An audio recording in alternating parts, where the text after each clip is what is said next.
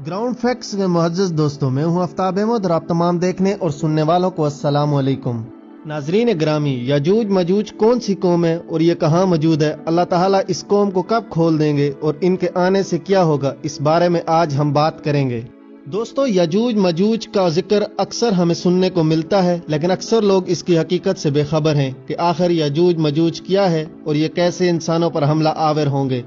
नाजरीन ग्रामी, यजूज मजूज कौन है? ये एक कौम है जिसका जिक्र बहुत सी किताबों में मौजूद है कि इस मखलूक को हजरत जुल्करनैन ने एक दीवार कायम करके इंसानी दुनिया इसकी दूसरी जानिब कर दी, लेकिन क़यामत से पहले यजूज मजूज उस दीवार से निकलने में कामयाब हो जाएंगे और जहां से गुजरेंगे इंसानी बस्तियों को तबाह करते जाएंगे। वो एक झील पर जाएंगे जिसका जिक्र बहुत सी किताबों में है कि वो इस झील का सारा पानी पी जाएंगे और इसके बाद आने वाली यजूज मजूज के गिरोह को इस झील में पानी का एक कतरा भी नहीं मिलेगा। उन्हें ऐसा महसूस होगा कि इस जगह पर कभी कोई झील हुआ करती थी।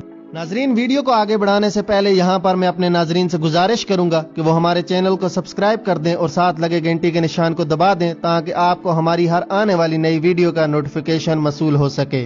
नाजरीन, इस झील का नाम तबरिया है और ये आज के इसराइली शहर तबरिया में वाक़िया है।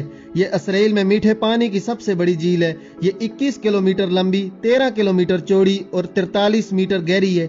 ये वो झील है जिसे आज यहूदी अपने लिए बहुत मोतबर समझ रहे हैं। यही याजूज मजूज की मंजिल होगी जिसका जिक्र कुरान मजीद में 1400 साल पहले फरमा दिया गया था। नाजरीन, यजूज मजूज दरअसल है कौन और ये कहाँ रहते हैं? कुरान मजीद की सूरह काफ में इरशाद बारी ताला है, यहाँ तक कि जब वो पहाड़ों के दरमियान पहुंचे उन्हें उन पहाड़ों से पहले कुछ लोग मिले जिनके बारे में ऐसा लगता था कि वो कोई बात नहीं समझते। नाजरीन, मुफस्सिरीन ने लिखा है कि हजरत जुल्करनैन सफर करते हुए जहां पहुंचे वो आर्मीनिया और आज़रबाईजान के करीब वाक़िया है। वहां दो पहाड़ों के दरमियान से एक ऐसी कौम निकलती थी जो फसलों को तबाह करती और लोगों को बेदर्दी से कत्ल करती और उन्हें गुलाम बना कर ले जाती थी।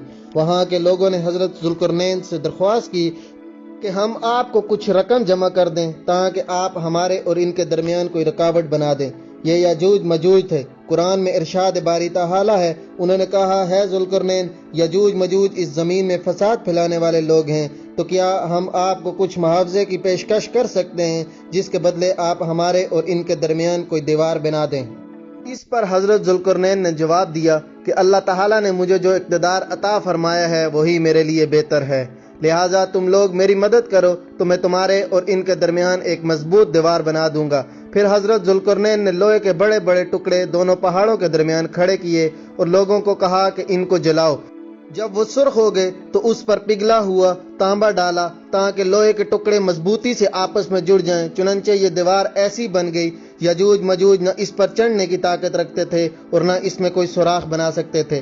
तारीख के मुताबिक यजूज मजूज हजरत नूह अलैहिस्सलाम के बेटे हजरत यासिफ की औलाद में से है जो खाना बदोश और वैशी कबाइल पर मुश्तमिल थे। इनकी तादाद बहुत तेजी के साथ बढ़ी। ये हजरत जुल्करनैन के ज़माने तक मुख्तलिफ कबाइल, कौमों और आबादियों में फैल चुके थे।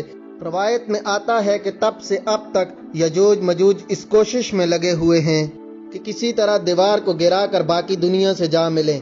ये रोज दीवार को गिराने की कोशिश में लगे रहते हैं और जब थोड़ा सा हिस्सा रह जाता है और सूरज गरूब होने लगता है तो उनका सरदार वापसी का हुक्म देता है कि बाकी काम कल करेंगे। मगर अगले रोज अल्लाह के हुक्म से दीवार कहीं ज्यादा मजबूत हो चुकी होती है।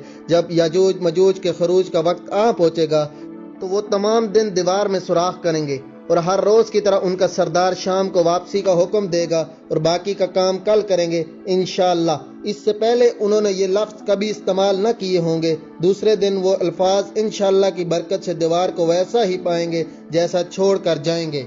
वो इंतहाई जोश के साथ दीवार गिरा देंगे और जमीन पर फैलते चले जाएंगे। जहां से गुजरेंगे तबाही फैलाते जाएंगे और मखलूक खुदा को अपने शर और फसाद का निशाना बनाएंगे। उनका पहला ग्रुप जब भागता हुआ झील तबरिया पहुंचेगा तो उसका सारा पानी पी जाएगा। जब आखिरी ग्रोह वहां पहुंचेगा तो वो कहेंगे कि कभी यहाँ पे पानी हुआ करता था। इस झील का जिक्र तौरात और अंजील में भी आया हुआ है। वो यहाँ से कत्ल गारत करते हुए बैतुल मुक़द्दस पहुंचेंगे और ऐलान करेंगे कि जमीन पर हमारा कब्जा मुकम्मल हो चुका है और अब आसमान पर भी हम अपना कब्जा करेंगे। वो आसमान की तरफ तीर फेंकेंगे जो अल्लाह के हुक्म से खून आलूदा वापस आएंगे।